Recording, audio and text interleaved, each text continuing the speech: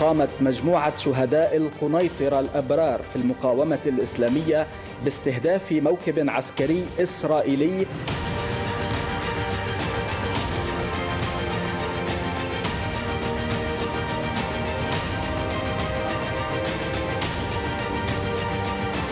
حركة حماس تؤكد على حق حزب الله في الرد على الجرائم الإسرائيلية، خاصة بعد العدوان الإسرائيلي الأخير على القنيطرة.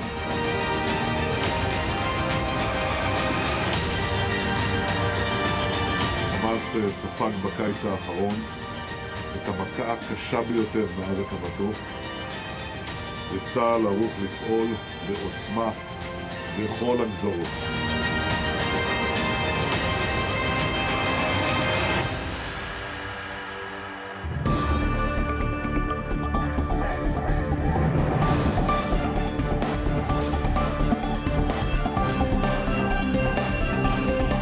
Merci de nous rejoindre sur le plateau du Morning Night 24 News. Nous sommes ensemble pour 2 heures de direct, 2 heures d'émission spéciale consacrée, vous vous en doutez, à la situation dans le nord du pays. Et c'est l'incident le plus important depuis la guerre du Liban.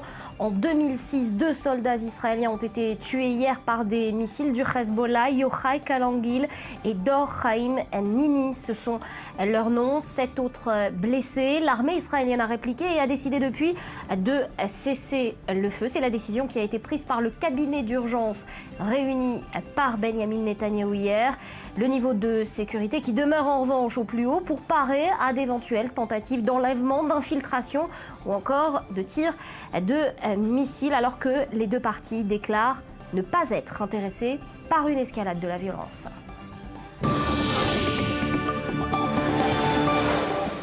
On va parler de tout ça avec nos invités, notre panel de spécialistes présents avec nous ce matin. Yohanan Manor, je me tourne vers vous. Bonjour, merci d'avoir accepté notre invitation ce matin. Vous êtes spécialiste du monde arabe. On décryptera ensemble cette situation. Jacques Neria, ancien officier des services de renseignement, merci d'être avec nous. Maurice Fergan, on fera le tour de la presse régionale dans quelques instants. Je voudrais qu'on revienne sur ce qui s'est passé hier en images. 2 morts et au moins 7 blessés, c'est le bilan provisoire de l'attaque meurtrière du Hezbollah ce mercredi dans la région des fermes de Sheba. Également appelée Ardov, il s'agit d'une zone d'à peine 40 km² à proximité des points de frontière du Liban, de la Syrie et d'Israël.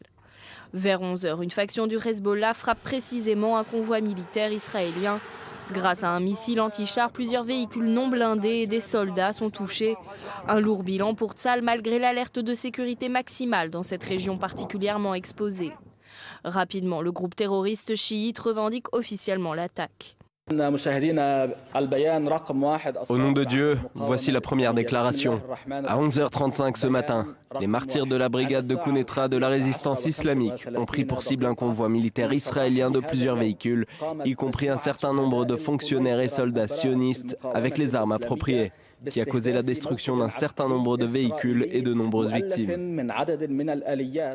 Une attaque revendiquée donc par la brigade autoproclamée des martyrs de Quneitra, du nom de cette province syrienne touchée par un raid israélien il y a 10 jours. Le raid avait fait plusieurs morts, dont des membres éminents du Hezbollah et un général iranien. En représailles, l'armée israélienne a touché plusieurs villages libanais dans le sud du pays. Des tirs qui ont provoqué la mort d'un soldat espagnol de la FINUL, la force de l'ONU au Liban, chargée de surveiller la frontière entre les 2 pays.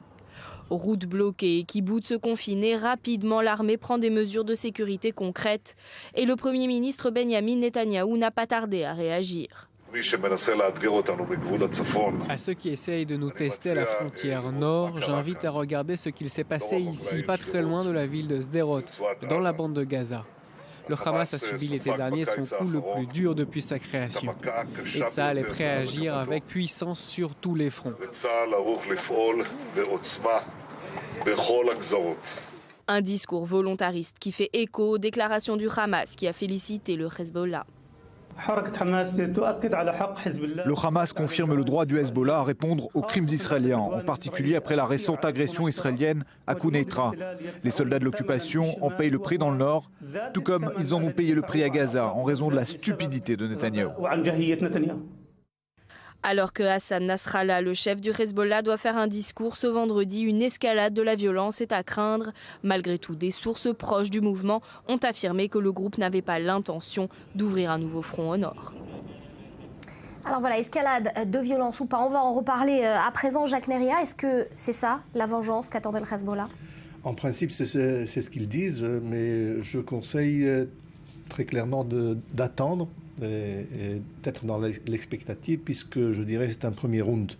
À partir de 2006, c'est l'accrochage le plus sérieux entre Israël et Hezbollah. Il y a un compte qu'Israël, pour l'instant, à rendre à Hezbollah, puisque pour l'instant, je dirais, les représailles ont été limitées, donc on n'a pas répondu à l'attaque de Hezbollah.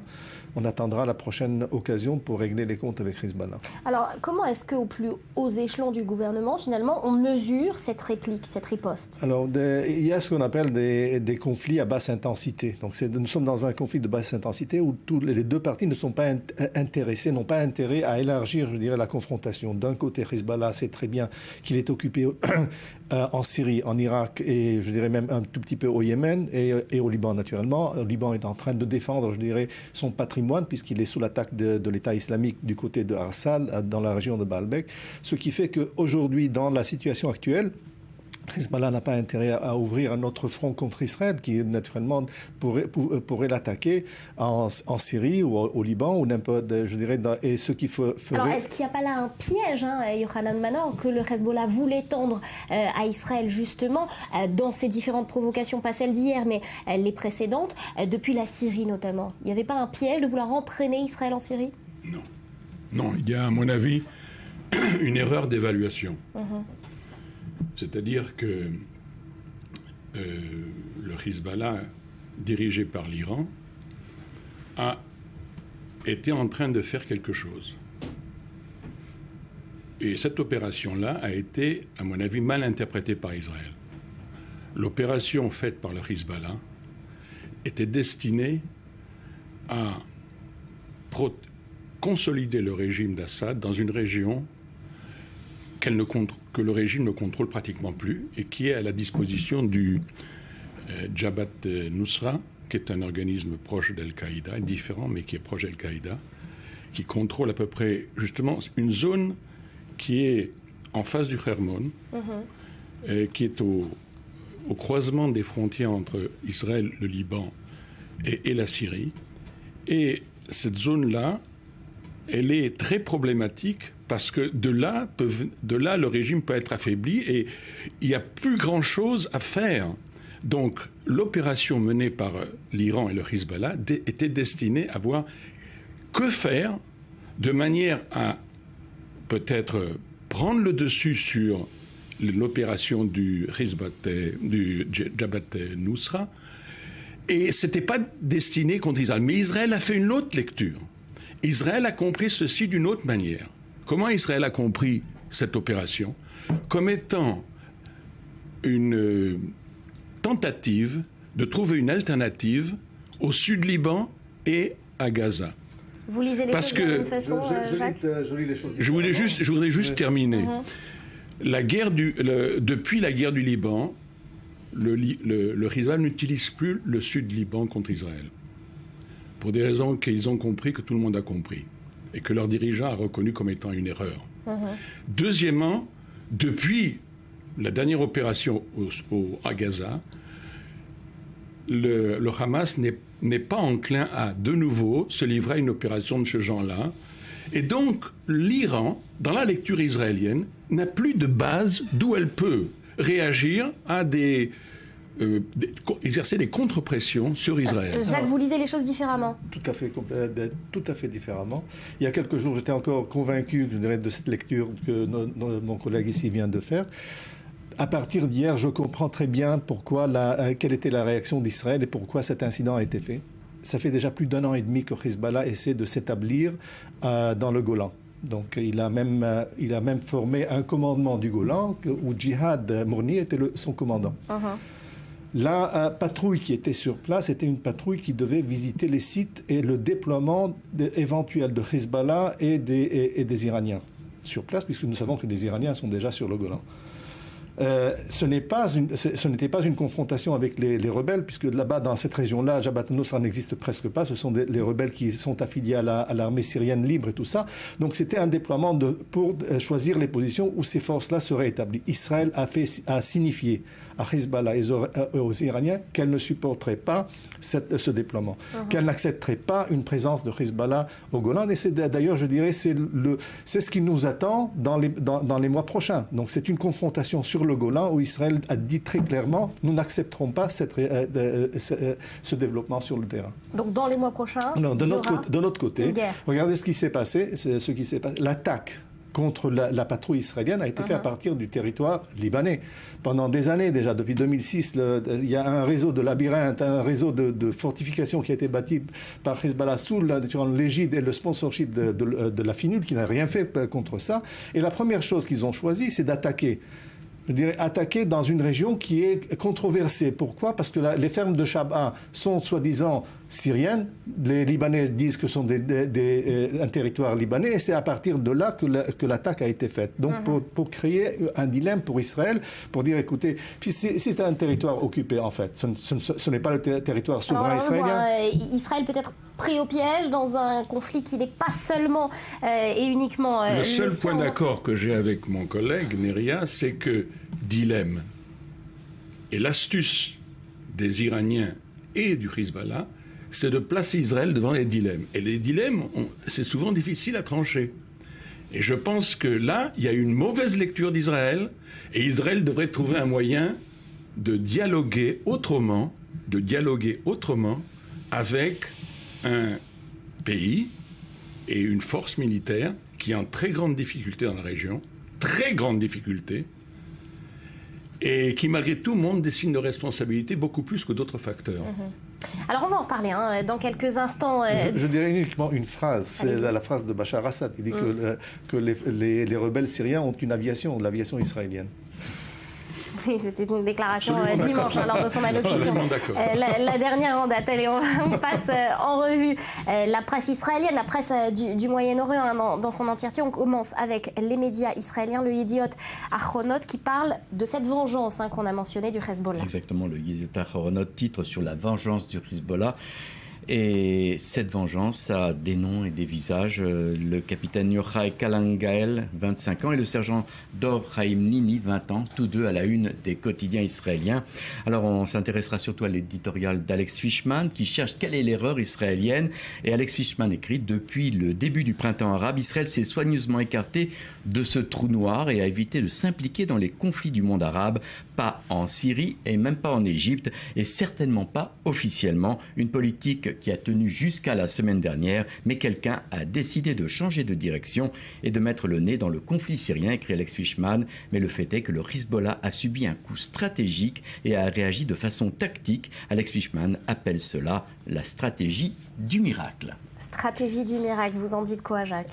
Écoutez, je ne pense pas que ce soit un miracle. Je pense tout simplement que c'est la bonne lecture. C'est finalement aujourd'hui, Israël semble avoir décidé d'une manière ou d'une autre, de menacer les Iraniens et le Hezbollah. Écoutez, si vous continuez sur le Golan, c'est le régime d'Assad qui va partir. Donc, je ne dis pas ça avec une paraphrase de l'interview de Bachar Assad, mais effectivement, la perception est qu'Israël a choisi son camp. Le camp est de s'attaquer, je dirais, à la coalition, à l'axe du diable, à l'axe satanique, Iran, Hezbollah et Bachar Assad, et de réduire, et au moins par les menaces, dire si vous continuez, finalement, ça sera le prix à payer. On continue cette revue de presse avec Israël Hayom, pour qui Hassan Nasrallah, qui doit s'exprimer d'ailleurs vendredi, ne veut pas d'une nouvelle guerre avec Israël. Oui, le quotidien titre « L'embuscade a été meurtrière, 2 morts ». Le Hezbollah se vante et fait savoir ensuite qu'il ne veut pas d'une escalade. Le Premier ministre israélien, lui, fait porter la responsabilité sur l'Iran. Eyal Zisser, dans Israël Hayom, dit qu'il est difficile de savoir ce que veut Nasrallah. Il est plus simple de savoir ce qu'il ne veut pas. Le chef du Hezbollah ne veut pas d'une escalade et certainement pas d'une guerre. Et ce n'est pas un hasard, écrit-il, si la riposte du Hezbollah a eu lieu à la ferme de Sheba, secteur contesté entre Israël, le Liban et la Syrie.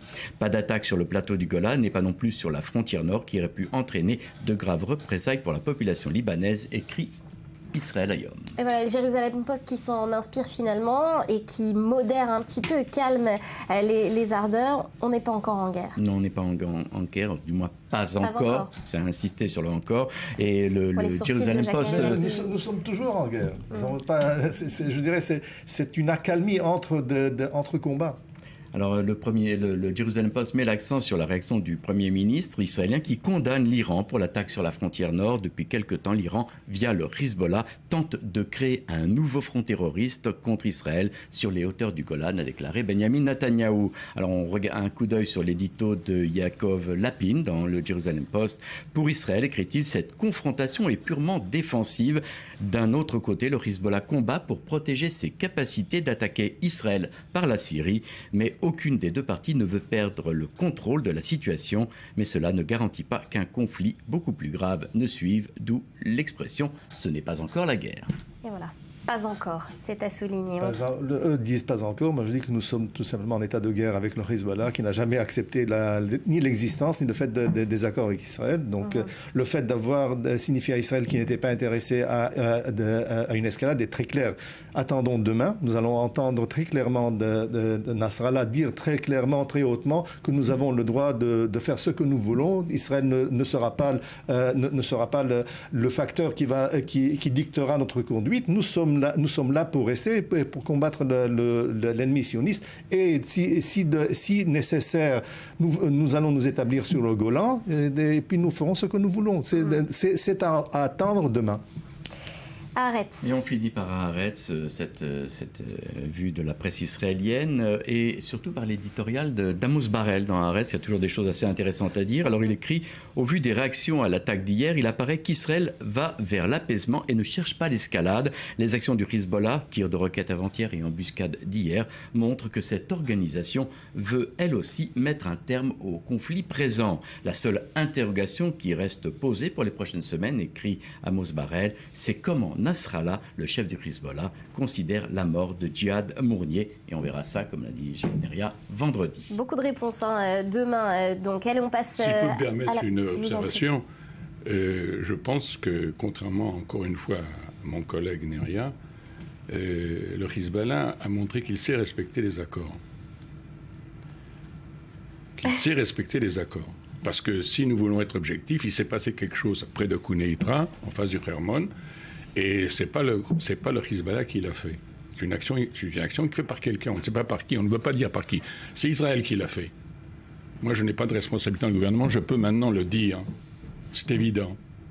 Et donc, pour un mauvais calcul, je reviens à cela.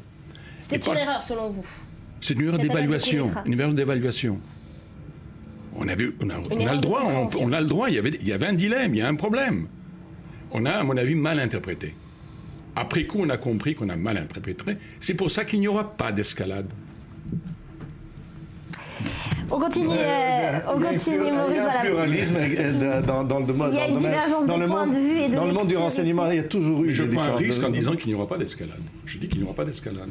Alors, on espère que l'avenir, en tout cas, vous donnera raison. Espérons. Je suis avec vous, j'espère.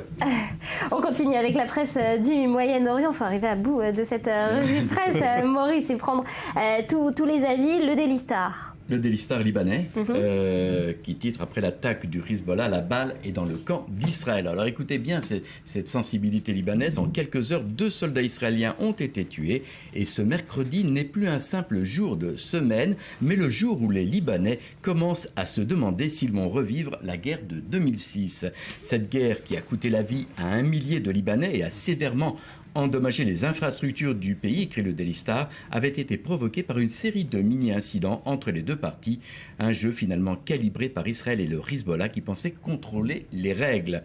Les calculs du Premier ministre israélien, poursuit le Daily Star, n'ont souvent rien à voir avec la dynamique militaire entre les deux parties, suite à la désintégration de son gouvernement et à la tenue d'élections anticipées. Quelle va être la réaction de Benjamin Netanyahou pour se maintenir au pouvoir, demande le Daily Star. On continue avec Lorient le Jour qui parle d'une riposte dans les règles. Et oui, Lorient le Jour semble vous donner raison. Il titre « Une riposte dans les règles ». Riposte du Hezbollah qui ne surprend pas, qui surprend par sa précision, son audace et sa rapidité, écrit Lorient le Jour. Certains au Liban étaient convaincus que le Hezbollah ne riposterait pas. D'autres craignaient qu'il entraîne la région dans une guerre. Mais le Hezbollah a montré hier, écrit Lorient le Jour, qu'il s'est frappé tout en respectant les règles de l'affrontement admises depuis la fin de la guerre de 2006. Il n'a pas agi à partir du Golan et n'a donc pas ouvert un nouveau front. Il n'a pas non plus frappé une cible à l'intérieur d'Israël et n'a donc pas agi contre les intérêts économiques, politiques et civils israéliens, écrit le quotidien libanais en langue française. On passe maintenant à un point de vue iranien avec le Iran Daily. Particulièrement intéressant puisqu'on parle de l'Iran en sous-main toute cette histoire. Oui, alors l'Iran fête la victoire, pratique carrément, ne cache pas du tout son camp. À la une du Iran Daily, une photo de soldats israéliens qui portent leurs blessés. Avec ce titre, la revanche du Hezbollah, 2 soldats israéliens tués. Et je vous dis que la photo est vraiment à la une du quotidien. La résistance islamique au Liban tente une embuscade à un convoi de 9 véhicules militaires israéliens dans la ferme occupée de Sheba. Et le journal iranien de reprendre le communiqué du Hezbollah qui annonce que l'opération héroïque a été menée par la brigade des martyrs de Quneitra, une référence à l'attaque de la semaine dernière attribuée à Israël dans le secteur de Quneitra en Syrie. Et on s'intéresse maintenant, pour finir, à l'agence de presse officielle, Fars News, iranienne, qui titre, alors là c'est dithyrambique, 15 soldats israéliens tués par des missiles du Hezbollah. L'agence de presse officielle iranienne fanfaronne et annonce donc ce bilan excessif, une fausse information. Fars cite l'armée israélienne qui affirme que l'attaque a eu lieu près de Ardov, il reprend exactement le terme, l'appellation israélienne, et de la ferme de Sheba, un secteur disputé entre les frontières d'Israël, du Liban et de la Syrie. Les officiels israéliens ont qualifié l'attaque de grave et décrété l'état d'urgence, affirme l'agence de presse iranienne. Alors toujours dans Fars, un autre communiqué, le commandant des gardiens de la révolution, le général Hossein Salami, avertit que l'attaque israélienne contre la Syrie, celle de Quneitra, qui a tué des militants du Hezbollah et aussi un conseiller militaire iranien, sera sévèrement vengée. L'Iran choisira le lieu et l'endroit. Apparemment donc, l'affaire n'est pas finie. N'est pas close. Merci beaucoup Maurice. Alors justement, on va se rendre dans le nord du pays. On y rejoint notre envoyé spécial sur place, Julia Ganancia. Julia, bonjour. Alors vous avez passé la nuit sur place dans cette frontière israélo-libanaise près de Rajar. Donc, quelle est l'atmosphère? Est-ce qu'on sent encore une certaine tension sur place? Eh bien, écoutez Nathalie, ici la situation est calme ce matin et le message est clair. Il y a vraiment eu un appel au calme à la population suite à ce qui s'est passé hier. Il faut dire que la situation était très tendue, sous extrême tension.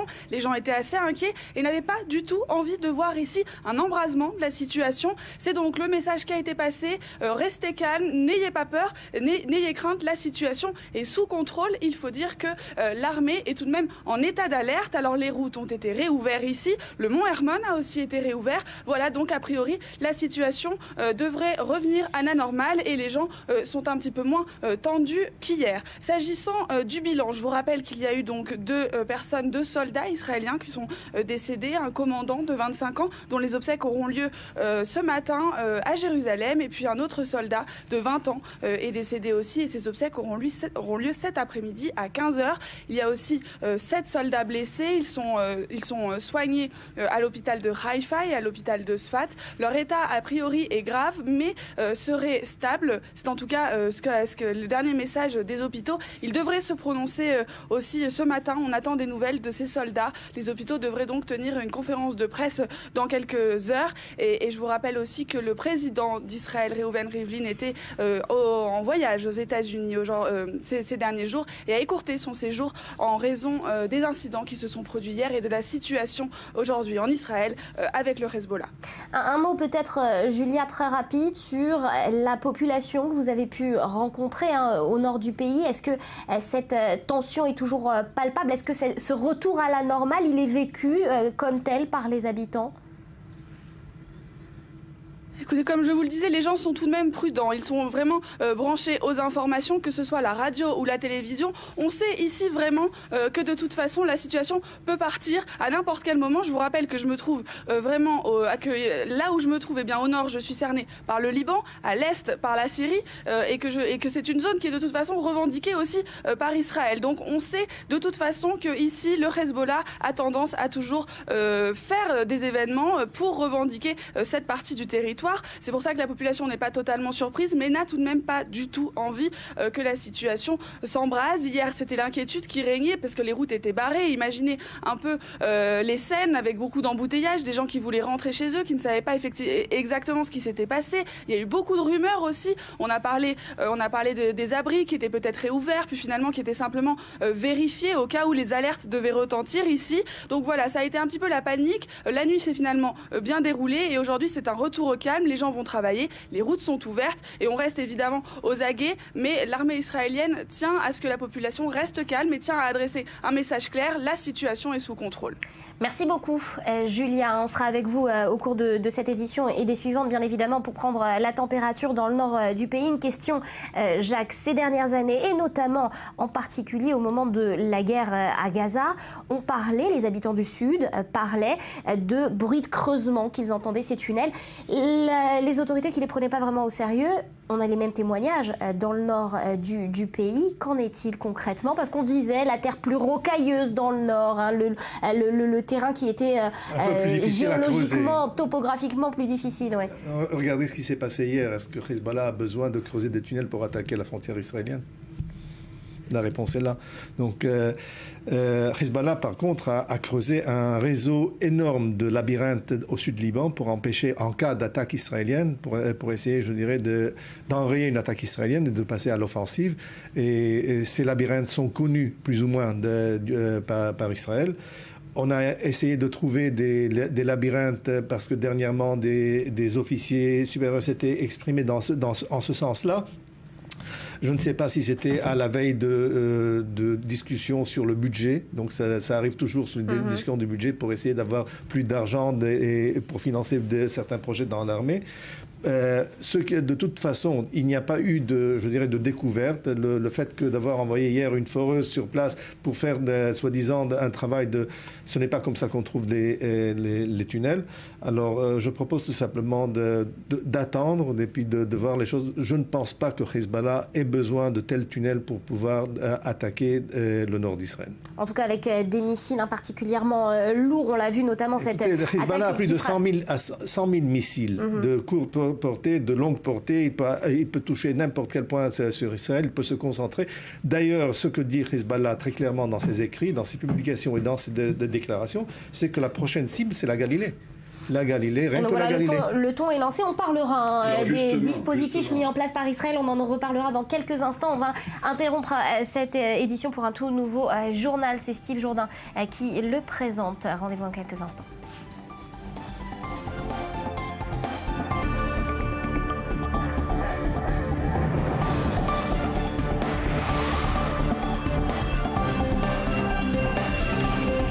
Sur le plateau du Morning et de cette édition spéciale consacrée donc à la situation dans le nord du pays. Avec moi sur ce plateau, Yohanan Manor, orientaliste, spécialiste du monde arabe.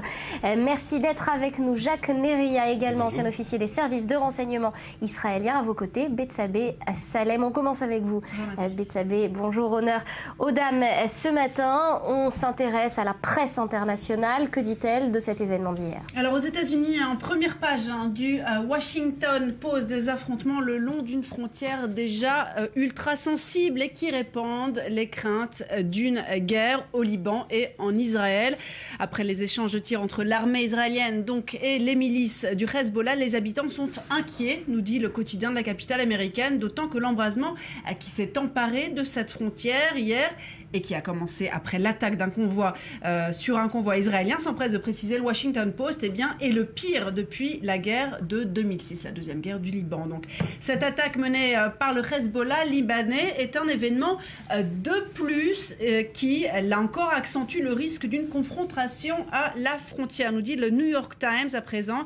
Le New York Times qui publie ces informations parmi les premières du site, là aussi. L'angle du titre, en revanche, c'est 2 soldats israéliens qui qui ont été tués et les 7 autres personnes blessées. Le New York Times précise, le Hezbollah a revendiqué l'attaque. Il précise aussi qu'il s'agit d'une réponse cinglante à l'attaque attribuée à Israël la semaine dernière et dont a été victime, on sait, un général iranien. Mais le New York Times de calmer le jeu de son côté, même si chaque camp se doit de montrer de la fermeté, personne n'a très envie de se laisser embarquer dans un conflit. Alors ça, c'est pour la presse américaine. Qu'en dit la presse européenne? Alors en Europe, l'info est bien plus bas. Par exemple, en Italie, l'Italie qui d'habitude suit de très très près ce qui se passe ici en Israël. Mais la Repubblica a placé en une de son site les menaces qui pèsent sur le pilote jordanien retenu par Daesh. Alors puis bien d'autres informations plus locales.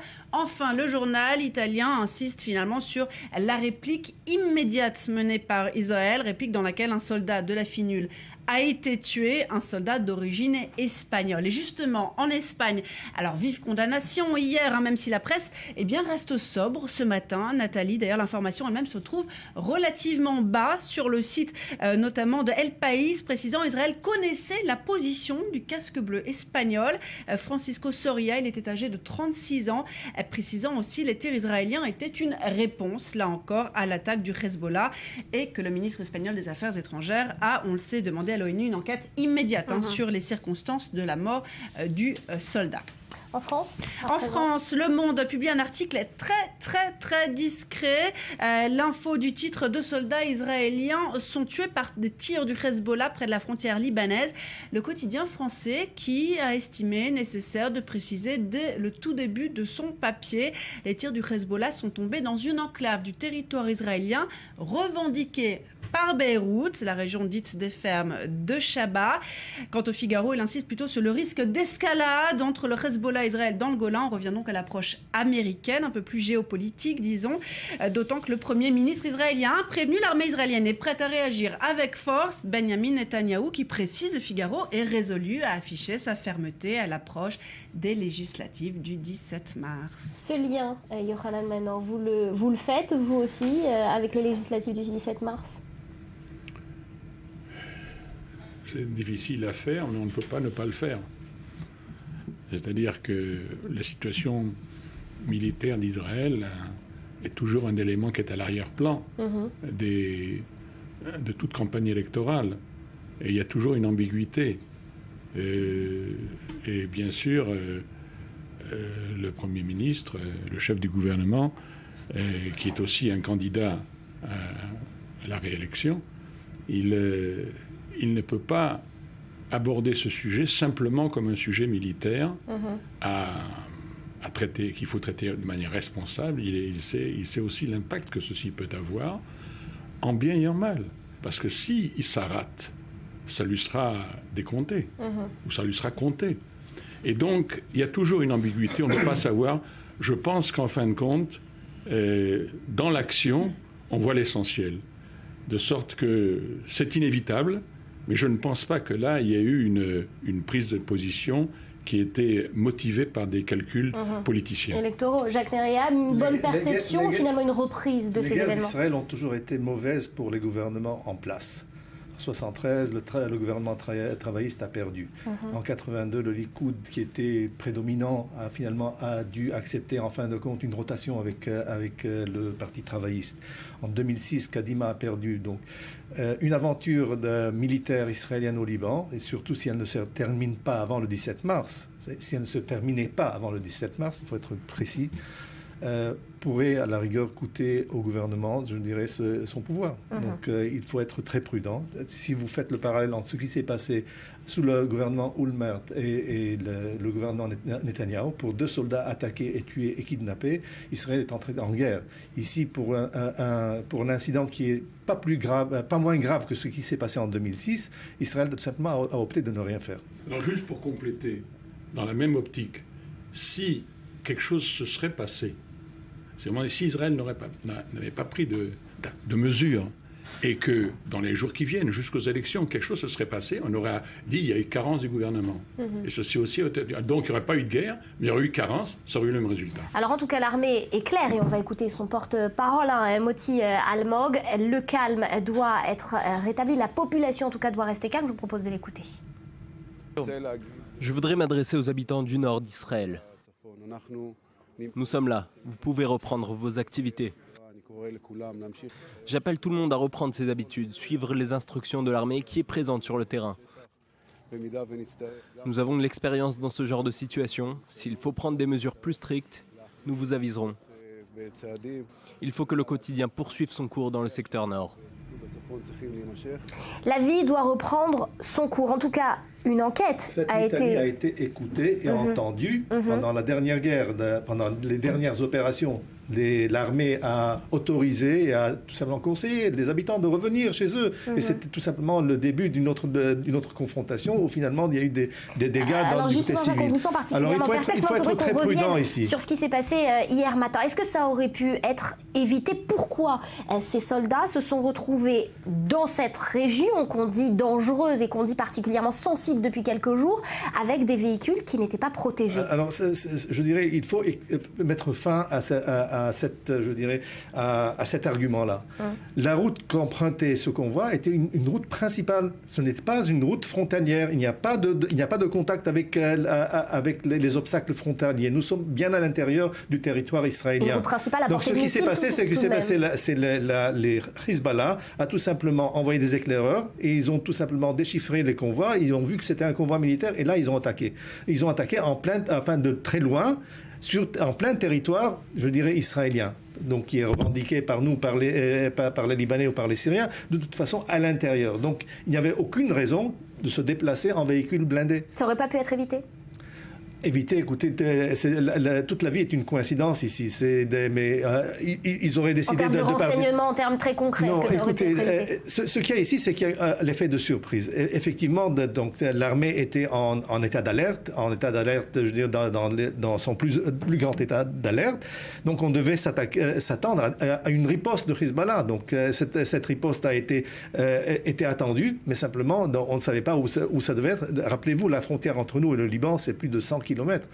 Donc il y a plein d'endroits sur la frontière qui sont vulnérables et choisir un ou deux, garder un et recevoir de l'autre côté, il n'y a aucun moyen d'empêcher cela. Bon, y a-t-il eu des failles? En tout cas, l'enquête le dira. Un petit détail, justement, que l'enquête révélera, c'est que ce convoi a été rappelé. Parce qu'il y avait une instruction du commandement militaire, justement, de ne pas prendre de risques. Ce convoi était déjà en route, et c'est sur sa route qu'il a été rappelé. Ça aussi, c'est un élément. Un élément qui a son importance, Jacques, et que l'enquête... Les dés étaient déjà lancés, les dés étaient sur place. Il n'y a pas moyen de jouer ici avec le destin. C'est des choses qui se passent et il faut toujours en tout cas, Tsahal est, autant que faire se peut, préparé aux différentes attaques, aux différentes craintes dans la région. Vous disiez tout à l'heure aux habitants d'écouter, reprenez votre vie normale. Comment est-ce que je peux reprendre une vie normale si à côté de moi il y a une batterie de canons, des chars d'assaut par-ci, des unités d'infanterie par-là? Je me sens moi-même encerclé, je ne me sens pas à l'aise. Donc nous vivons un paradoxe, je dirais le paradoxe israélien. D'un côté, nous nous préparons à la guerre, de l'autre côté, on essaie de vivre notre vie comme si de rien n'était. Alors justement, ça me permet de réagir à propos des tunnels. Ces tunnels ont un sens pour la population.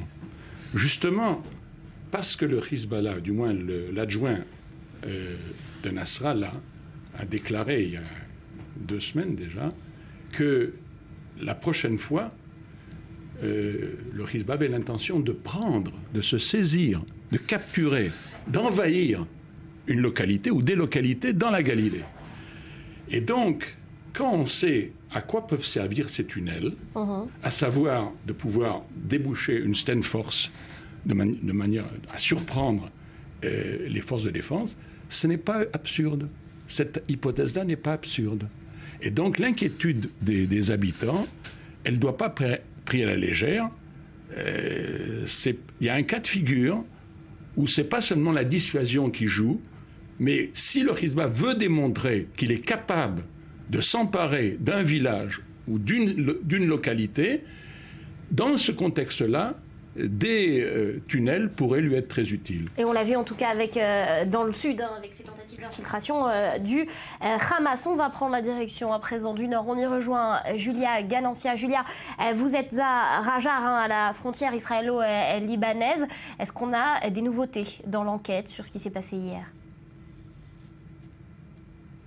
Oui, comme vous le disiez, je suis tout proche du village de Hadjar et alors on en sait un petit peu plus sur ce qui s'est passé hier et effectivement, a priori, le convoi était de 5 véhicules qui patrouillaient donc à la frontière israélo-libanaise lorsque plusieurs missiles, au moins 6 missiles, auraient été envoyés depuis le Liban, depuis le côté libanais de la frontière en direction de ce convoi et c'est un des missiles qui a touché la première voiture, le premier véhicule dans lequel se trouvait le commandant qui est décédé ainsi que le soldat. À ce moment-là, eh bien, les autres véhicules ont tenté de reculer mais les missiles ont continué de pleuvoir sur le convoi et puis ils ont touché une autre Jeep puisque je vous rappelle que ces voitures n'étaient pas blindées et c'est justement là où l'incident, c'est justement pour cela que l'incident est grave, c'est parce que ces missiles qui ont été envoyés, ce sont des missiles anti-chars et qu'ils ne laissent absolument aucune chance à des véhicules qui ne seraient pas blindés parce que lorsqu'ils touchent la carrosserie des véhicules, eh bien, ils explosent. Et puis, un missile aussi a touché légèrement une maison dans le village de Hadjar. Voilà sur ce que l'on sait un petit peu plus maintenant, on en sait un petit peu plus sur ce qui s'est passé hier au niveau de l'enquête et ici la situation eh bien, est beaucoup plus calme qu'hier. Je vous rappelle que forcément eh bien, la population avait un petit peu cédé à la panique, on ne savait pas vraiment ce qui se passait et on avait peur d'un embrasement ici dans cette région. Désormais la situation est calme parce que les routes ont été réouvertes, les gens peuvent donc circuler librement et puis le mont Hermon aussi a été réouvert. Des signaux forts qui montrent que l'armée eh bien, prend la situation en main mais ne veut tout de même pas que les gens s'inquiètent trop, veulent que les gens eh bien, continuent à vaquer à leurs occupations, continuent à faire en sorte que tout soit normal, mais évidemment l'armée reste en état d'alerte ici. Merci beaucoup, Julia Galancière, en direct donc du village de Hadjar. Alors, Jacques, on voit derrière Julia le Liban. La polémique au Liban, elle a également enflé hier. Tous les Libanais ne sont pas forcément non plus pour une escalade de violence et derrière le Hezbollah. Tout à fait. La preuve, c'est que le système libanais est paralysé par Hezbollah. Donc, à cause de Hezbollah, il n'y a pas de président. Ça fait depuis le mois de mai de 2014 donc, qu'il n'y a pas eu de président qui succède à Soleiman. 17 fois déjà le Parlement s'est réuni pour voter et n'a pas réussi à se mettre d'accord parce que Hezbollah met les freins et empêche cette élection-là. Hezbollah est de toute façon reconnu par les autres éléments les autres facteurs importants du body politique libanais comme un corps qui essaie de manipuler le système libanais pour pouvoir le contrôler. Et dans cette optique-là, hier on a entendu Samir Jadja, le chef des forces libanaises, enfin chrétiennes, s'exprimer très clairement en disant comment est-ce que Hezbollah ose prendre une telle décision sans consulter le gouvernement. Il nous entraîne à une guerre que nous ne voulons pas. Donc il y a un désaccord profond entre les éléments qui sont, je dirais, traditionnellement anti-Hezbollah et Hezbollah. Donc et pour l'instant, c'est toujours le statu quo au Liban. Yohanan, ça va coûter cher cette opération au Hezbollah en quelques mots parce qu'on s'approche de la fin. Ça risque de coûter au Hezbollah les efforts qu'il a réussi au cours des derniers mois à la population libanaise, le corps politique libanais critiquait très fortement le Hezbollah pour son implication en Syrie, et profonde. Et le Hezbollah avait réussi à, je ne dirais pas à faire avaler la pilule, mais du moins à parvenir à réduire cette critique. Et donc, je crois que là, tout est remis en cause de nouveau. Et donc, pour le Hezbollah, il y a incontestablement une situation de fragilité dans sa position politique, et ça va gêner ses mouvements, ça va probablement amener une critique grandissante pour qu'il arrête de mettre en danger la sécurité du Liban. Le discours de Hassan Nasrallah est notamment particulièrement attendu demain. Merci beaucoup d'avoir été avec nous, Yohanan Manor. On se quitte pour un nouveau journal dans quelques instants, présenté par Steve Jourdain.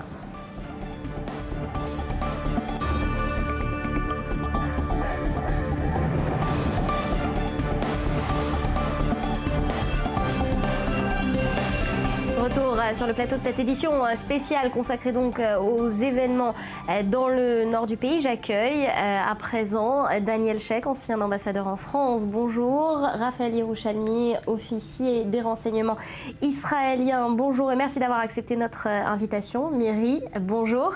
Merci d'être en notre compagnie ce matin. On va parler des réactions en Israël, sur la scène internationale également, à ce qui s'est passé hier. Et on commence par ce qui se passe ici. Mais oui, il faut retenir la réaction évidemment du Premier ministre israélien Benjamin Netanyahou. Il était hier à la frontière sud, donc pas au nord, dans la ville de Sderot, là où une ville qui a été très éprouvée pendant l'opération Bordure Protectrice et puis pendant des années dans ce conflit face au Hamas. Benjamin Netanyahou qui a lancé un avertissement sans appel au Hezbollah. On l'écoute. À ceux qui essayent de nous tester à la frontière nord, j'invite à regarder ce qu'il s'est passé ici, pas très loin de la ville de Sderot, dans la bande de Gaza. Le Hamas a subi l'été dernier son coup le plus dur depuis sa création. Et Tsahal est prêt à agir avec puissance sur tous les fronts.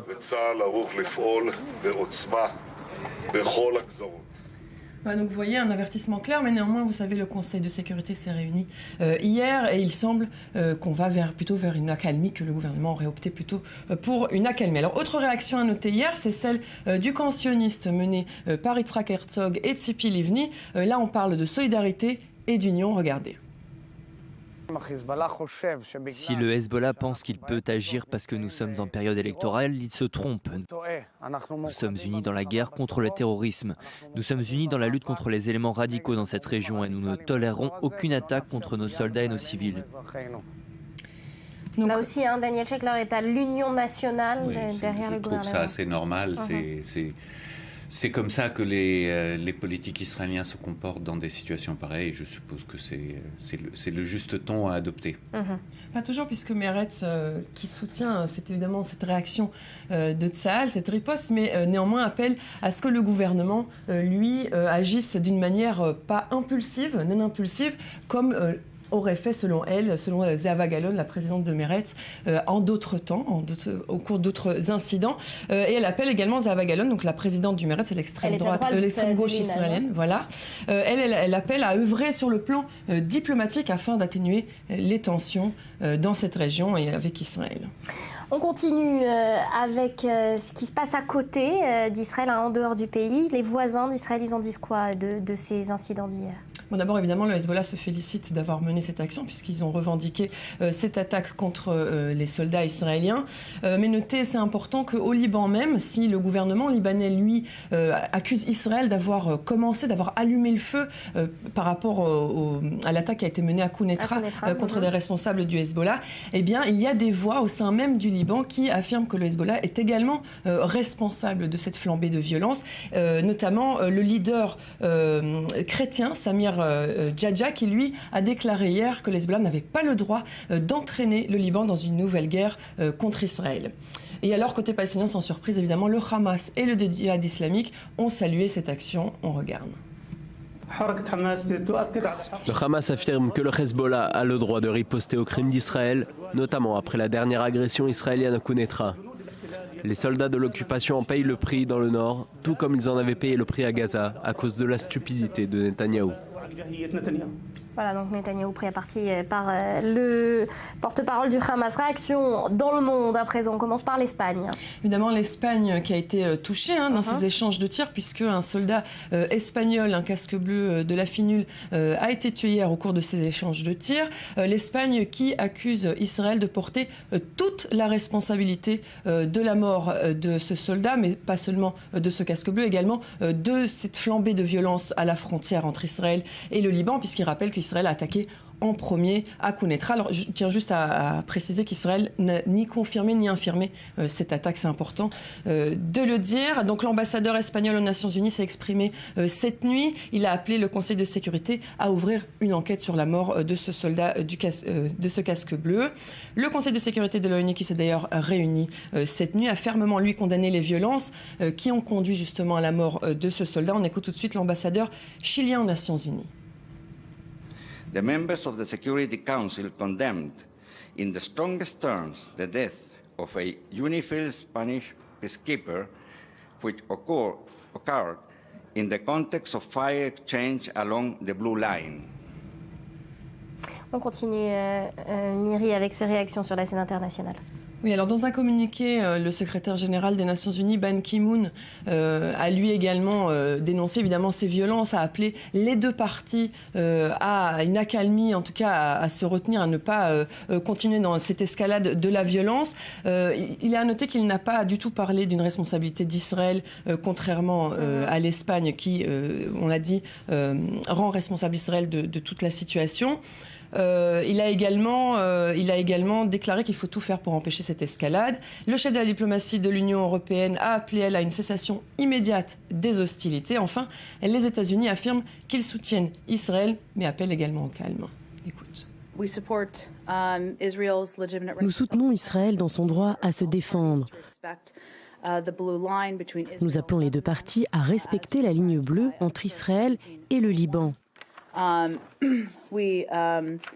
Nous condamnons également les actes de violence et continuons à suivre la situation de près. Voilà donc pour les réactions américaines, espagnoles, on les a entendues. Raphaël Yerouchami, vous en pensez quoi de ces réactions sur la scène internationale? Est-ce qu'elles ont bien intégré le fait que finalement c'était aussi un conflit qui dépasse aussi Israël? Oui, je pense que ce sont des réactions classiques, standards du monde diplomatique qui ne veulent pas dire grand-chose. Si ce n'est l'Espagne qui s'empresse d'accuser Israël. Je pense que c'est la politique extérieure espagnole. Elle est anti-israélienne depuis plusieurs années. Il y a eu quand même un soldat espagnol mort de tir israélien, oui, donc oui, il faut quand même donner le contexte. De la FINUL. C'est dans un tir israélien. Oui, alors justement, comme c'est de la FINUL, nous avons eu différentes nations qui ont participé à la FINUL, parmi elles des nations qui étaient foncièrement anti-israéliennes. Nous avons eu pendant très longtemps les Irlandais qui étaient foncièrement anti-israéliens. Ça veut dire que même dans l'exercice de leurs fonctions au sein des Nations Unies comme casque bleu, ils se montraient absolument pas objectifs, pas neutres du tout, et choisissaient un camp. Alors je voudrais justement recueillir votre impression, Daniel, ça vous laissera la possibilité aussi, Raphaël, de reprendre votre voix et de la faire se reposer en tout cas. Diplomatiquement, est-ce que la FINUL a véritablement un rôle à jouer dans cette région, à part finalement donner une bonne conscience à l'ONU? La FINUL n'est pas là pour jouer un rôle diplomatique, mais dans la réalité, elle en joue un puisqu'elle porte des messages. Pas plus que ça, je ne pense pas qu'elle a un rôle actif. Mais il faut dire que tout ce qui s'est passé ces derniers jours suit un scénario bien rodé. L'intervention des Nations Unies au Liban. Intervention, ça veut dire quoi? Ça ne veut dire pas grand-chose. Ça dépend de ce que les deux parties veulent, en fait. Et il y a... Bon, la FINUL, c'est une organisation qui existe depuis très très longtemps. Elle a vu, disons, au moins deux grandes versions, version A et version B. La FINUL 2, qui est venue après la Deuxième Guerre du Liban, et qui a été soutenue par Israël. Le renforcement de la FINUL a été soutenu par Israël. Notamment, Israël avait souhaité l'intégration d'une force française qui soit intégrée, puisqu'il y a un certain respect du côté israélien des capacités militaires de l'armée française. Et je pense qu'en gros, si on regarde les dernières années de calme, personne ne s'attend à ce que la FINUL fasse le travail de Tsahal pour défendre Israël, mais le calme général a quand même été maintenu, pas seulement grâce à la FINUL, certainement. Il est clair que la FINUL, c'est pas une force de défense d'Israël, en tout cas c'est une force de surveillance, d'observation. Raphaël Yerouchami, je voudrais revenir aussi sur ses capacités militaires, hein. On l'a vu et on l'a dit, cette frontière entre la Syrie et le Liban, cette zone, elle est particulièrement poreuse, c'est une zone passoire, il y a des transferts d'armes. Alors concrètement, ça sert à quoi la FINUL? C'est très frustrant de voir cette présence de la FINUL et sous son nez des mouvements d'armes, de personnel. N'oublions pas non plus que la FINUL ne peut parler que avec l'armée libanaise officielle et que Tsahal. Elle ne peut pas s'adresser au Hezbollah. N'oublions pas non plus que Hezbollah utilise la FINUL comme bouclier souvent, pour préparer une opération, les gens du Hezbollah se planquent derrière des bases de la finule. Et si donc Israël essaye de se défendre, de riposter, elle peut toucher par accident la base de la finule qui est non loin. Par le passé, il y a eu, comme je l'ai dit, il y a des approches différentes. Par le passé, il y a eu des commandants de la finule qui ont averti les Israéliens, qui ont essayé de repousser violemment avec des armes le Hezbollah de leur base, et d'autres qui n'ont rien fait. C'est ce qui fait que le mandat peut être ce qu'il est. C'est selon le commandant sur place et aussi la politique extérieure du pays qu'ils vont agir. Leur capacité existe militaire. Ils peuvent repérer, ils peuvent dénoncer des mouvements de troupes, mais à qui? Ils vont le dénoncer par Israël. S'ils vous remarquent quelque chose, c'est d'abord à l'armée libanaise. Ils sont sur le sol souverain libanais. C'est donc aux Libanais qui doivent rendre compte, pas nécessairement aux Israéliens. Les Libanais qu'on sait un peu pieds et mains liés, alors est-ce que ça sert véritablement à quelque chose? Quoi, la finule? Oui, la finule, comme toutes les forces internationales, et notamment les casques bleus des Nations Unies, servent essentiellement comme une présence qui doit changer un peu le regard des uns et des autres. C'est une dissuasion, non pas militaire, mais une dissuasion de manque de liberté totale d'action. Et le fait est que la finule est une partie, un maillon dans tout un dispositif qui fait que pendant ces dernières années, quand même, la zone de la frontière israélo-libanaise est restée grosso modo calme. Ce n'est pas certainement la seule raison, la finule, il y a des raisons beaucoup plus profondes qui concernent à la fois la dissuasion d'abord de Tsahal et d'Israël, tout d'abord, mais aussi un contexte politique dans lequel le Hezbollah se trouve et où nous trouvons aujourd'hui une situation un peu paradoxale, parce que pendant de longues années, c'était les Syriens qui ont voulu agacer Israël à travers la frontière libanaise, et maintenant c'est le Hezbollah qui veut agacer Israël à travers la frontière israélo-syrienne. Alors on va y revenir dans quelques instants. Je voudrais justement qu'on prenne la direction du Nord. On y rejoint notre envoyée spéciale, Julia Galancia. Julia, vous nous reportez une activité sécuritaire qui est renouvelée, ou en tout cas qui se précipite autour de vous. Oui, effectivement, Nathalie. Donc ici, la situation est beaucoup plus calme qu'hier. Je vous rappelle que forcément, la tension était très très palpable ici dans cette région. Désormais, c'est beaucoup plus calme. Néanmoins, l'armée est toujours en état d'alerte. Et je vous rappelle qu'hier, l'armée faisait des recherches d'éventuels tunnels que le Hezbollah aurait construits entre la frontière libanaise et la frontière israélienne. Des recherches qui sont sans lien a priori avec l'attaque qui s'est déroulée hier en fin de matinée. Ces recherches avaient donc été interrompues en raison des événements dramatiques qui se sont déroulés hier, et on apprend il y a quelques instants que ces recherches ont désormais repris à environ 1 heure d'ici, mais toujours proche de cette frontière, les recherches de l'armée israélienne qui creuse pour vérifier s'il n'y aurait pas des tunnels construits par le Hezbollah en direction d'Israël. Voilà pour la situation sécuritaire qui est donc toujours sous contrôle a priori, et les habitants ici sont désormais beaucoup plus calmes puisque la vie a repris son cours, les routes sont réouvertes et le mont Hermon aussi a été réouvert aujourd'hui. Merci beaucoup Julia. À la frontière donc entre Israël et le Liban, Raphaël, est-ce que une fois de plus finalement ça ne laisse pas entendre cette thèse qu'Israël ne peut compter que sur lui-même et pas forcément sur ses forces d'intervention déployées autour? Oui, je pense que Israël n'a jamais compté sur ses forces d'intervention. Elles peuvent avoir leur utilité ou leur inutilité. Il y a une force, par exemple, l'UNDOF à Jérusalem, dont le mandat est complètement périmé. Le mandat ne veut rien dire. La finule, on a un petit peu arrangé.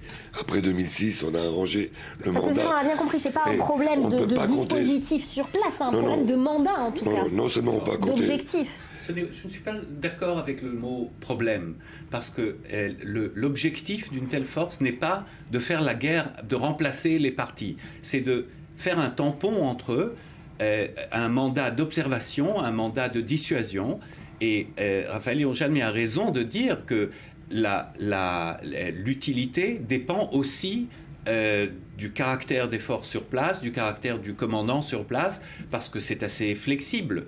Et clairement, personne en Israël ne compte sur la FINUL. Mais je pense que tout le monde est unanime en Israël pour dire que c'est mieux avec la FINUL que sans complètement, que de laisser complètement cette zone abandonnée par les forces internationales. Daniel Sheikh, Raphaël Yerouchalmi, merci beaucoup Myri, merci d'avoir été avec nous ce matin. On se quitte pour un tout nouveau journal dans quelques instants. On continue à parler de la situation sécuritaire dans le nord du pays. À tout de suite.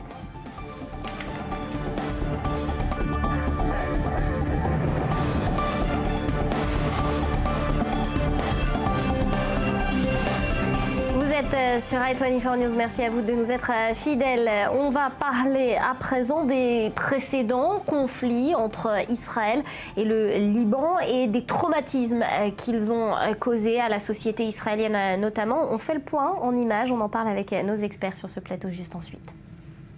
Israël et le Hezbollah, deux ennemis jurés de nouveau face à face. Car les tensions ne datent pas d'hier. En 1992, l'aviation israélienne élimine l'ancien chef du Hezbollah, Abbas Moussaoui.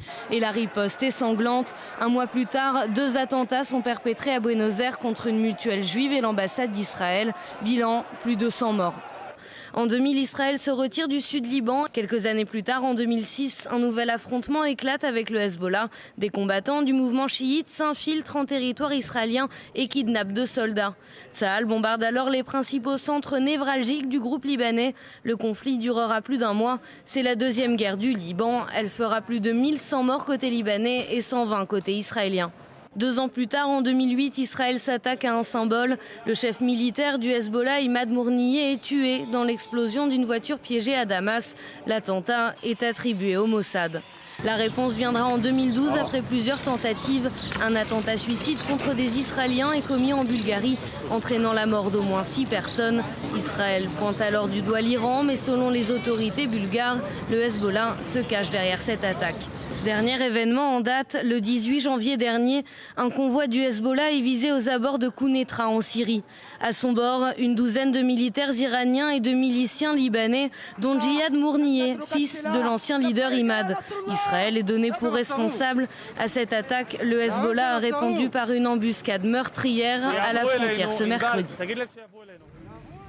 Alors voilà, pour parler de ce thème particulièrement large et important pour la société israélienne, avec moi sur ce plateau, j'accueille Olivier Rafovitch. Bonjour. Bonjour. Merci d'être avec nous ce matin. Daniel Sheikh, vous êtes revenu sur ce plateau, ainsi que Maurice Ifergan. Alors Maurice, j'aimerais qu'on revienne sur ce bilan finalement particulièrement traumatisant pour la conscience collective en Israël. Exactement, vous savez que la tradition juive et la Bible nous dit que rien de bon ne viendra du Nord.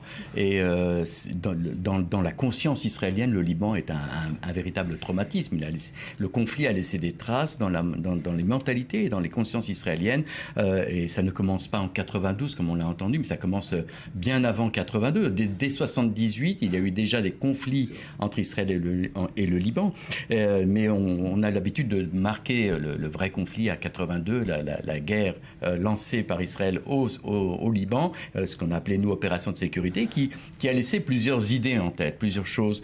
Notamment, c'est ce bilan terrible du point de vue israélien de 636 morts en 4 mois de conflit pour une opération paix en Galilée qui devait épargner les tirs de roquettes sur la Galilée. 636 morts qui ont brisé le premier ministre israélien Menachem Begin, qui chaque jour entendait les listes des soldats tombés et finalement ne pouvait plus tenir. Il est rentré dans une dépression terrible. Son ministre de la Défense, Ariel Sharon, lui, poussait la politique israélienne vers une offensive plus large et avait d'abord promis de mener une offensive à 40 km de la frontière israélienne, vraiment pour éloigner les tirs de roquettes. Et il a poussé jusqu'à Beyrouth. On connaît l'histoire, l'encerclement de Beyrouth, la contrainte pour l'OLP et Arafat de quitter le Liban.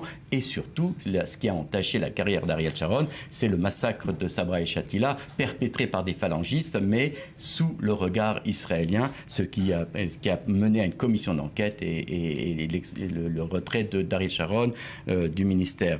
Alors, de cette période de 82 restent d'autres traumatismes, mais le principal, c'est cette zone de sécurité qui a été créée un peu avant 82, mais qui finalement s'est mise en place réellement en 82, une zone de sécurité d'une longueur de 100 km à peu près, d'une largeur de 8 à 15 km, contrôlée par une armée, une phalange, si j'ose dire, libanaise, l'armée une armée, disons une milice armée, entraînée, financée par Israël, qui contrôlait tout ce qui se passait dans cette zone de sécurité, qui a permis effectivement de repousser la menace, mais qui a donné des forces à une nouvelle unité, à une nouvelle armée, disons, c'est le Hezbollah, qui s'est constitué autour de cette zone de sécurité et qui a combattu férocement Israël dans cette zone de sécurité. Il faut dire que pendant les 20 ans qu'Israël a contrôlé cette zone de sécurité, il y a eu près de 300 soldats israéliens qui sont tombés pour défendre des positions qui n'étaient absolument pas vitales du point de vue israélien pur. Olivier Rafovitch, il y a quelques instants sur ce même plateau, ce matin, Yochanan Manor parlait de points faibles pour Israël, finalement, toute cette région. Est-ce que vous corroborez cet avis? Non, pas du tout. Pas du tout. Je veux dire, c'est la frontière nord d'Israël. Toutes les frontières d'Israël sont des points faibles dans ce cas-là. On a un problème sécuritaire avec des pays qui ne reconnaissent pas, des États qui sont en guerre. Le problème du Liban, si vous me permettez, c'est que le Liban n'existe pas. C'est pas un État souverain qui est capable d'assurer sa souveraineté du nord au sud, de l'est à l'ouest. Le fait que le Hezbollah aujourd'hui et le Fatah, l'OLP auparavant, aient pris contrôle du sud Liban et en fait ont déclaré la guerre lorsqu'ils le voulaient à Israël, ont lancé des roquettes, ont attaqué, ont tué, puis Israël devait réagir. Ça s'est fait sans que le Liban décide quoi que ce soit. Et hier, ce qui s'est passé, à mon avis, ça rejoint ce que nous dit M. Maurice Fergan, oui, c'est que nous avons en fait depuis des années un Liban qui est impuissant, qui est aujourd'hui véritablement un État qui voudrait, et je crois que les Libanais hier l'ont exprimé, les Druzes, les chrétiens, et même je crois des musulmans. Pourquoi le Hezbollah hier a attaqué Israël, avec le risque qu'Israël déclenche une réaction militaire contre le Liban? Et tant que l'Occident, tant que rien ne se fera pour que le Liban soit véritablement un État et pas aujourd'hui une marionnette qui malheureusement aujourd'hui aux mains de Téhéran. Il faut savoir que c'est l'Iran aujourd'hui qui contrôle quelque part la politique militaire et extérieure du Liban en faisant ce que le Hezbollah décide de faire. Alors diplomatiquement, Daniel Sheikh, est-ce qu'Israël a un rôle à jouer dans tout ça justement? Israël a évidemment un rôle à jouer puisque c'est un État souverain qui doit défendre son territoire, mais il faut dire que c'est vrai que c'est une frontière qui a créé toute une série d'événements traumatisants pour la population israélienne du Nord, pour Tzahal, pour des personnalités politiques israéliennes. Il y a vraiment, on peut écrire des livres là-dessus. Mais il y a aussi une autre victime claire, qui est la population libanaise, qui, elle, a été prise en otage d'abord par le Fatah et l'OLP, ensuite par le Hezbollah, et qui se retrouve entraînée contre son gré, ça c'est certain, dans des aventures militaires que les uns ou les autres les y entraînent, sans avoir ni le pouvoir, ni la force, ni peut-être même le courage de s'insurger et de dire ça suffit. On comprend bien et on le dit depuis le début de cette émission, ce qui se passe finalement à cette frontière israélienne, ça ne dépend pas seulement d'Israël. Vous évoquiez il y a quelques instants la responsabilité de la coalition, bien évidemment, internationale. Non, bien sûr. Et qu'est-ce qu'Israël pourrait faire éventuellement pour donner plus de stabilité finalement? Vous savez que le mandat de l'ONU, qui a été décidé après la seconde guerre du Liban, la résolution, je crois, 1701, n'est-ce pas? Oui, 1702. Enfin, il y a deux résolutions. 1701. Qu'est-ce qu'elle donne? En fait, elle renforce le pouvoir de l'action de la FINUL, des soldats de l'ONU, qui sont actuellement aux alentours de 10 000 membres, avec des forces importantes, avec des gens du renseignement, avec des observateurs, avec des hélicoptères. Mais elle est là, en fait, pour vérifier que l'armée israélienne ne pénètre pas en territoire israélien. Elle a également dû demander au Hezbollah, assez gentiment d'ailleurs, de se retirer militairement de la zone, de démanteler et d'être sur place si le désarmer. Désarmer ouvertement, d'être là sans uniforme. Or, une demande qui s'est suivie des faits? Non, on voit bien que... Au départ, oui. Oui, au départ, oui. Mais aujourd'hui, le Hezbollah, alors nous parlons, Donc Hezbollah a de Quneitra, enfin de Nakoura du côté libanais, jusque ce qu'on appelle au Ardov, dans cette région qu'eux appellent les fermes de Shaba, qui sont toute la région libanaise et syrienne, aujourd'hui un véritable appareil tactique, militaire, de renseignement. L'ONU observe, elle fait des rapports à New York. Je crois que nos diplomates sont malheureusement souvent en première ligne pour essayer d'expliquer ce qui se passe du côté israélien. Et il y a un travail très fort qui est fait des affaires étrangères israéliennes. Observation, rapport et rien. Et hier, et vous savez, ce matin j'écoutais la déclaration de l'ambassadeur à l'ONU de l'Espagne, qui déclarait évidemment qu'il était très désolé de ce qui s'est passé, qu'il accusait les deux côtés, mais il accusait déjà l'État d'Israël d'avoir tué le soldat espagnol. Ce qui est peut-être vrai, mais ce qui n'est pas encore sûr, puisqu'il faut une enquête. Donc déjà, il faut faire une enquête, il a demandé une enquête. C'est une possibilité. Non, faut pas. Vous savez, il y a eu, vous savez, leur responsabilité. Il y a eu des tirs. Oui, mais encore, peu importe, c'est pas ça. Non, mais ce qui est important ici. Ce sont des soldats, ils sont là aussi, ils prennent des risques. Bien sûr qu'il y a. Mais ce qui est intéressant, c'est que. ce n'est pas une raison pour s'attendre que l'ambassadeur d'Espagne aux Nations Unies vous applaudisse pour avoir. On n'a pas dit applaudir, mais lorsqu'il parle. Non, mais c'est important ce que nous dit Monsieur l'ambassadeur, c'est que il y a dès le départ ici une prise de position. L'Espagne fait partie de la FINUL. Elle connaît la situation extrêmement difficile dans cette région-là, du côté du Hezbollah par rapport à Israël. Elle sait que le Hezbollah a attaqué Israël. Elle sait qu'Israël a dû répondre. Je ne sais pas encore ce qui s'est passé. Il y a une enquête, vraiment, je ne sais pas. Comme je l'ai dit, c'est possible qu'Israël ait touché le soldat espagnol, malheureusement, dans les tirs de représailles face au Hezbollah. Mais on attend de l'ONU.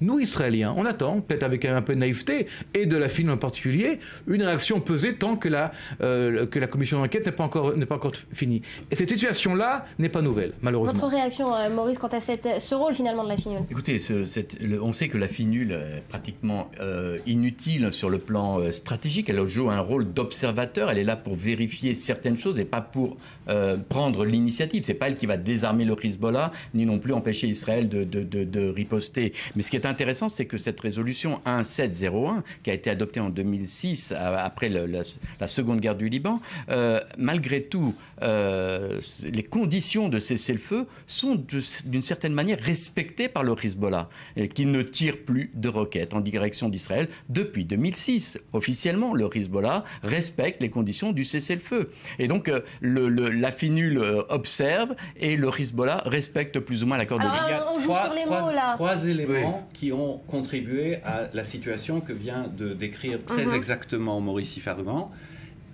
En gros, le calme est mieux maintenu que pendant de longues années d'une histoire qu'il a décrit au début de cette tranche d'émission. Et les trois éléments sont d'abord la dissuasion israélienne suite à la deuxième guerre du Liban qui a coûté des dégâts et des victimes énormes au Liban. Deuxième chose, c'est quand même la présence d'une force internationale. Et la troisième, peut-être la plus importante, c'est l'intégration du Hezbollah dans l'appareil politique, dans le gouvernement libanais, qui crée une situation claire où les Israéliens peuvent lancer un message très simple aux Libanais. Vous ne pouvez plus vous cacher derrière une milice indépendante, insoumise, etc. Si le Hezbollah prend des mesures contre Israël, c'est le gouvernement libanais qui en est responsable. On va reparler de ce Hezbollah de branche armée à branche politique. Je voudrais qu'on prenne la direction du Nord. On y retrouve notre envoyée sur place, Julia Ganancia, à la frontière entre le Liban et Israël. Julia, je voudrais qu'on fasse le point sur le bilan pour l'heure de l'enquête après tout ce qui s'est passé hier. Alors un bilan humain tout d'abord. Je vous rappelle que 2 soldats israéliens sont décédés. Le premier est un commandant, il est âgé de 25 ans. Il s'appelait Yochai Kalangel et ses obsèques auront lieu aujourd'hui au cimetière militaire de Jérusalem. On sait qu'il a un enfant qui est âgé d'1 an et que sa femme était enceinte de 4 mois. Il était dans la voiture, la première voiture du convoi, une Jeep qui était non blindée. Et il était accompagné d'un autre soldat, un soldat d'infanterie âgé de 20 ans qui lui aussi est décédé lors de l'attaque attaque et ces obsèques auront lieu cet après-midi. Donc, voilà ce qu'on sait pour les enterrements de ces 2 soldats qui sont décédés, ces 2 soldats israéliens. On sait aussi que 7 autres soldats ont été blessés, des soldats qui ont été blessés modérément à légèrement. Ils sont toujours dans les hôpitaux de Sfat et de Haïfa. Et pour l'instant, on ne sait pas encore exactement qu'en est-il de leur santé. A priori, leur état serait stable. On attend toujours le bilan des 2 hôpitaux qui devraient tenir un point presse dans la matinée. Voilà ce que je pouvais vous dire donc sur les derniers développements, ce que l'on sait en tout cas sur ce qui s'est passé hier. Et quant à la situation ici sur place, eh bien, la situation est de nouveau calme. La population peut désormais circuler puisque les routes ont été réouvertes ici dans cette région du nord à la frontière israélo-libanaise. Merci Julia en direct. Donc merci Julia. Alors justement Olivier, je voudrais une précision peut-être et pour clore ce débat, cette résolution 1701, est-ce que finalement il peut y avoir une refonte après ces événements d'hier de cette résolution et du mandat de la FINUL? Absolument pas. Il n'y a aucune raison aujourd'hui politique ou militaire pour qu'il y ait une refonte. Encore une fois, le Liban n'a pas intérêt. L'État d'Israël, je crois non plus, n'a pas vraiment d'intérêt qu'il y ait un changement, parce qu'un changement pourrait être moins bien. Ça ne justifie pas. En toute honnêteté, l'événement de ces derniers jours ne justifie pas de tout refaire. D'ailleurs, depuis un certain temps, ces événements se jouent selon un scénario bien connu. Il y a une flambée de violence qui a commencé de part ou de l'autre. Il y a le Hezbollah qui crie vengeance, voire victoire. Israël qui se refonte autour d'une grande solidarité. La communauté internationale qui dit ce qu'elle dit. Et puis, ça se calme. Et j'espère que ce sera le cas. Et puis il y a des armes aussi qui passent entre la Syrie et le Liban. En tout cas, demain, le grand rendez-vous, ce sera ce discours de Hassan Nasrallah. Il doit se prononcer donc sur la politique à venir du Hezbollah. En tout cas, ce sera à suivre sur notre antenne. Merci, messieurs, d'avoir été avec nous ce matin. L'info continue sur i24news.tv. Excellente journée à vous.